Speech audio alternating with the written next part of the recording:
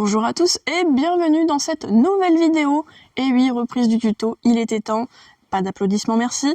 Aujourd'hui, on va voir une vidéo un peu particulière parce que si je vous ai parlé des techniques et des motifs historiques, j'ai un peu moins abordé la question des finitions. En effet, une belle finition en pointe, des deux côtés, départ en pointe, finition en pointe, sur une ceinture, ça peut faire très joli. Et on démarre tout de suite pour l'atelier. Pour démarrer un galon, vous avez plusieurs solutions. La solution de base, départ droit et non départ en pointe, c'est simplement on passe le fil de trame entre les deux groupes de fils, bas et haut. On laisse un peu dépasser parce qu'on va faire un retour avec le fil de trame pour le bloquer. Donc un quart de tour vers l'avant. Hop. On vient prendre les deux fils et gérer un petit peu. En fait, ça permet de gérer la largeur du galon, la largeur finale du galon. On n'oublie pas de passer le fil de trame dans un sens et dans l'autre. Hop. Un quart de tour vers l'avant. Et on vient rectifier un petit peu la largeur avec le fil de trame. Hop. On passe le fil de trame. Encore une fois, on n'oublie pas de passer le petit bout qui dépasse. Un quart de tour vers l'avant. Et là, voilà, là on a un démarrage. Alors je conseille de repasser la petite fin du fil de trame au moins 4 fois sur 4 quarts de tour. Faut que la carte ait fait un quart de tour complet. Donc là, je vais démonter et on va passer au départ en pointe qui est le sujet de la vidéo. Pour le démarrage en pointe, vous avez deux solutions. Je vais vous montrer la première. Donc là, j'ai un nombre de cartes paires. J'ai 10 cartes. Je prends les deux tablettes centrales. Voilà, et je vais venir passer le fil de trame uniquement sous ces tablettes-là. Alors là, je vous conseille quand vous faites ça de tourner quand même toutes les cartes ensemble et pas seulement les deux du milieu. Ça vous évitera en fait de dépareiller les cartes, c'est-à-dire qu'elles seront toujours sur A, B, C, D ou peu importe le marquage que vous utilisez. Donc toutes les cartes ensemble, un quart de tour vers l'avant. Hop. Alors là, un peu particulier. Voilà, pareil, on reprend toujours les deux tablettes centrales. On va passer le fil de trame, donc toujours uniquement sous les deux tablettes centrales. On vient serrer un petit peu. Et là, encore une fois, un quart de tour, toutes les tablettes ensemble. Alors là, comme on vient d'avoir, voilà, les deux centrales sont prises, ce qu'on va faire, c'est qu'on va élargir une tablette de chaque côté. Donc on va prendre les 4 centrales. Hop. 4 tablettes centrales.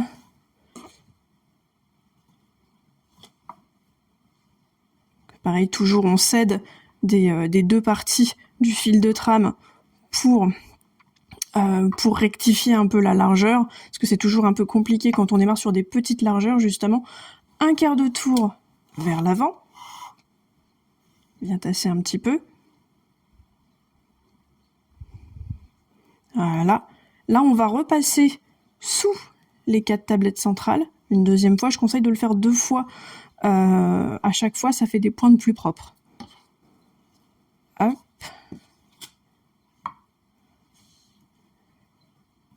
Voilà. Encore un quart de tour vers l'avant.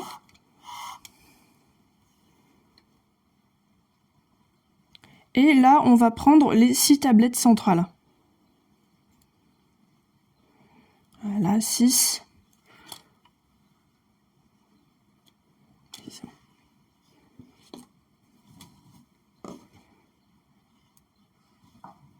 Donc pareil, je conseille là de prendre un peu plus de longueur pour la fin du fil de trame, parce que vous allez en avoir besoin de plus. Là, on le fait pas que sur 4 tours de carte. Ça permet en fait de consolider simplement la pointe, d'avoir une pointe qui est plus homogène. Hop, un quart de tour vers l'avant. On repasse une deuxième fois sous les 6 cartes du milieu. Encore un tour vers l'avant.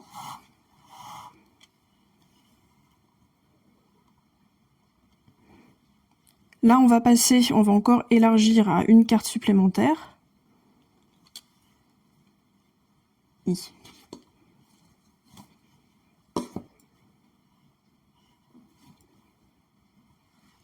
Un quart de tour vers l'avant.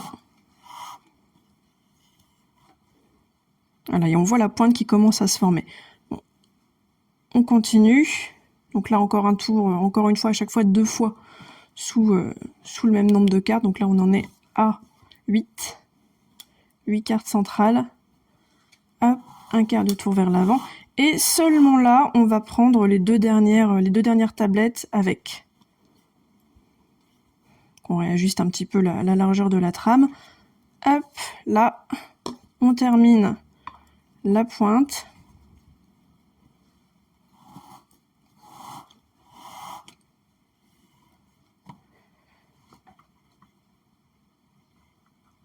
Voilà.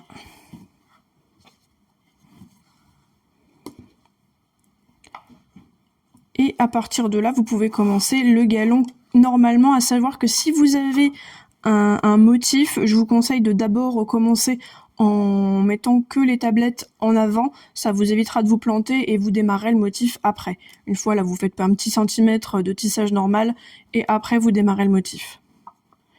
Donc voilà pour la première partie. Alors là, on voit peut-être pas grand chose parce que il faut évidemment faire les finitions, donc couper le galon et ça fait une pointe. Mais je vais vous montrer une deuxième solution pour le démarrage en pointe qui, je trouve, est beaucoup plus esthétique. Donc je démonte et on se retrouve après. Alors pour la deuxième technique, ce qu'il va falloir faire, c'est passer en fait, donc c'est un peu plus technique, il va falloir passer les vos deux premières cartes de bordure au centre. Alors oui, ça peut paraître un petit peu particulier comme technique, mais là on est aussi dans les utilisations modernes du tissage aux tablettes. Donc j'en profite, là on n'est pas du tout sur une technique historique, je préfère préciser. Hop, donc voilà, donc là j'ai pris mes deux premières cartes de bordure et je les ai passées au centre, et vous allez voir pourquoi tout de suite après. Donc là, ensuite, c'est un peu comme ce que je vous ai montré tout à l'heure, c'est-à-dire on passe le fil de trame, on laisse un peu suffisamment de longueur dépasser, je vais même rembobiner un petit peu ça, et là, un quart de tour vers l'avant, donc toujours je conseille quand vous faites des démarrages en pointe, toujours toutes les cartes ensemble tant que vous n'avez pas fini les premières finitions. Donc là, hop, toujours les deux cartes centrales.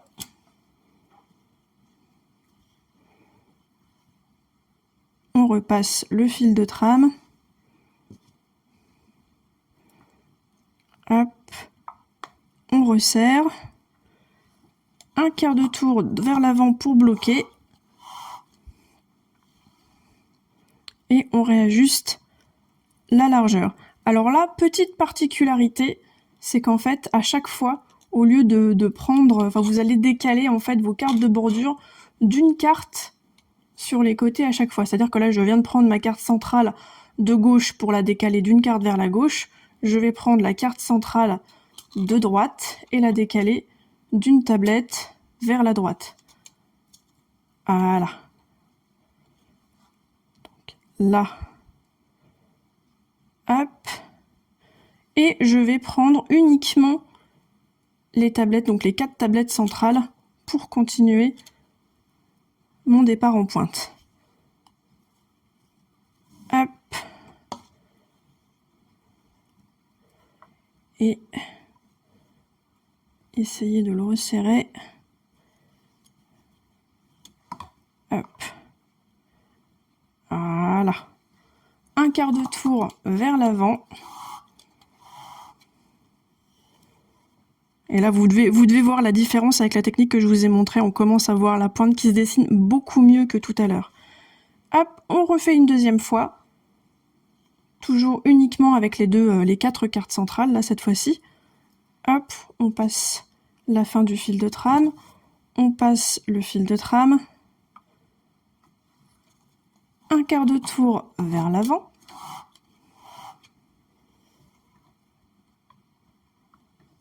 Voilà, et là on voit la différence quand même par rapport à tout à l'heure. Là, pareil, on reprend les cartes de bordure, enfin les cartes que j'ai mises au centre, et on les décale encore une fois d'une seule carte de chaque côté. Hop. Alors, on reste une, ok. Alors ça peut paraître un peu technique, c'est moins difficile qu'il n'y paraît réellement. Hein. Prenez le temps d'essayer parce que vraiment vous voyez le résultat, ça vaut quand même le coup. Donc, hop. On passe le fil de trame uniquement sous les cartes qui composent la pointe. Voilà. Un quart de tour vers l'avant.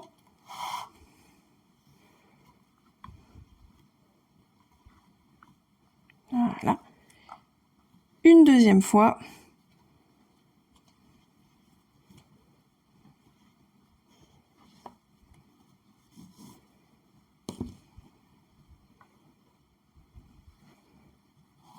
Un quart de tour vers l'avant.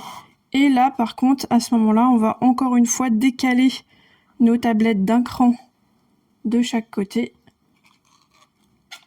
Hop.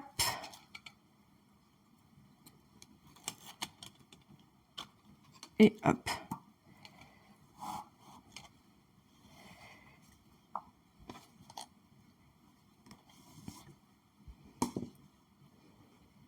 On repasse notre fil de trame pour bloquer tout ça. Un quart de tour vers l'avant.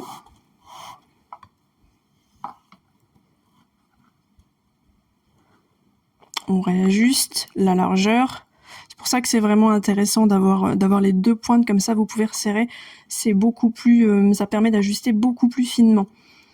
On le fait une deuxième fois.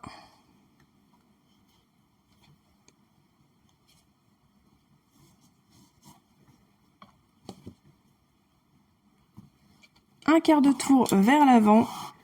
Et là, on va faire le décalage de nos deux cartes finales. Donc, toujours, hop, derrière la dernière carte de bordure et derrière l'autre carte de bordure. Voilà, donc là, on revient à la normale. En fait, j'ai mes deux cartes, donc la première et la dernière, qui sont revenues à leur position initiale. Hop, pas oublier de finir pour autant le départ en pointe.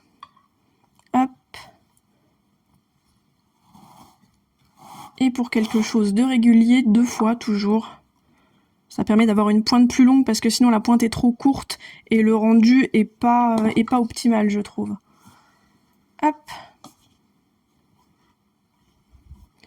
Et voilà. Et à partir de là seulement, vous pouvez démarrer votre galon. Normalement, je vais refaire quelques quarts de tour histoire de vous montrer. Voilà. Là, pareil, si vous avez un motif, vous le commencez à partir de là. Vous faites 1 cm de tissage normal et seulement après, vous démarrez votre motif. Et voilà. Voilà, on est quand même sur quelque chose de beaucoup plus joli. Et après, pour la finition, enfin ça, je vous le montrerai sûrement à la fin. Pour la finition, simplement, vous pouvez par exemple faire des tresses sur ces petites choses-là. Et je crois qu'en plus, oui c'est ça, ça a la particularité de ne pas se voir de l'autre côté. Donc il y a un envers, un endroit sur le galon. Ça peut avoir un intérêt pour certaines choses. Bref, donc on se retrouve à la fin du galon pour savoir comment on défait, comment on fait ça, mais à la fin des deux côtés. Alors oui, un dernier détail, le petit morceau, là c'est bon, ça vous en avez plus besoin. Vous pouvez simplement le couper à ras, voilà, il ira nulle part. Alors là, je viens de terminer de tisser mon galon, je suis vraiment sur les derniers centimètres, donc je vais faire ma finition en pointe. Alors pour ça, rien de très compliqué, on va faire exactement l'inverse de ce qu'on a fait au départ. Donc, c'est-à-dire que j'ai passé mon fil de trame, là voilà, il est passé. Je vais prendre mes deux tablettes de droite, je vais les décaler, hop, une tablette vers la droite. Pareil à gauche, on prend les deux tablettes de la gauche, on les décale, une tablette vers la gauche, et là, je fais donc un quart de tour, là je suis sur l'arrière, c'est un quart de tour vers l'arrière pour moi.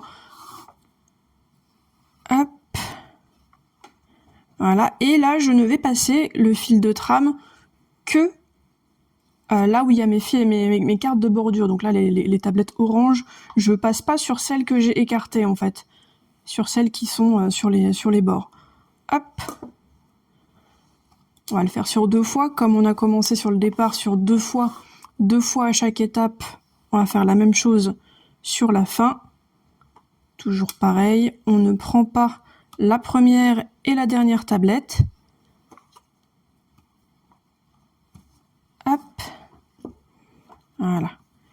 Et là, je vais de nouveau décaler donc mes tablettes un cran vers le centre. Hop. Voilà. Hop, vers l'arrière.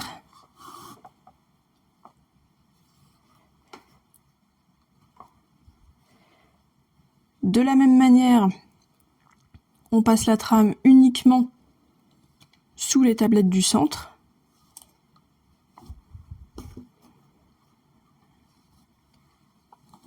Deux fois, un quart de tour vers l'arrière.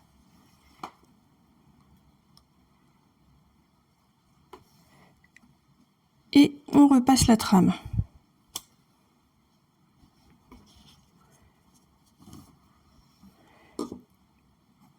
Et on va continuer comme ça jusqu'à arriver au centre. Là, on y est. Hein. Hop. Troisième décalage des tablettes.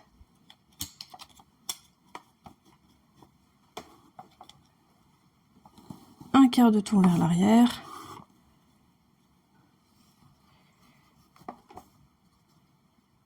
On vient réajuster et on ne passe là le fil de trame que sur les cartes du centre. Hop.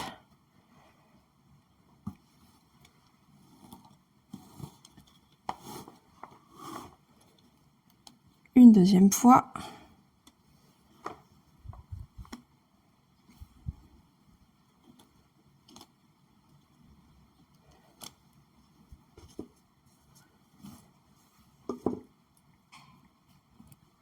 Et là, je vais venir décaler les deux dernières, là, ces deux tablettes-là, une dernière fois vers le centre pour bien finir ma pointe.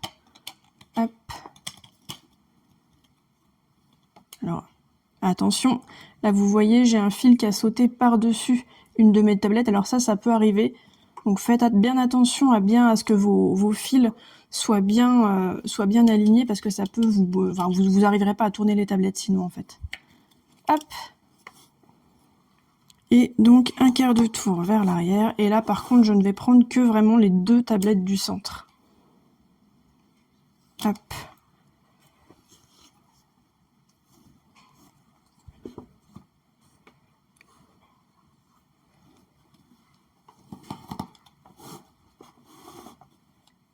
Une dernière fois.